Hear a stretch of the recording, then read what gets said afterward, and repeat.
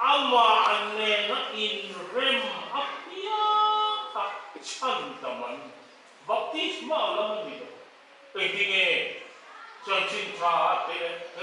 ta le kathunan kan mu tha lali suana ke pole duwa puro chia nei ka tawa juda vana lona ka chandam na puro chia ero atu agom to lo duwa man tu ren amma agom lain man chin adu ju chandam ma yani rosa ki don te ko chandam ma chandam tu an savior an chandam tu le van la le tin ti ni aku tu a chang lo ti chin ben be lo ni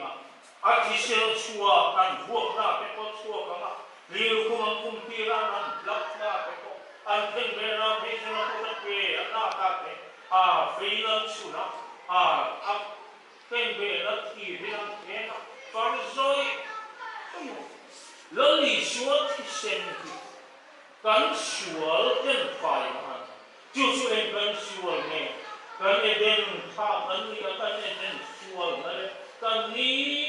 tin shua na kan lo shua so na den fai na tu ani le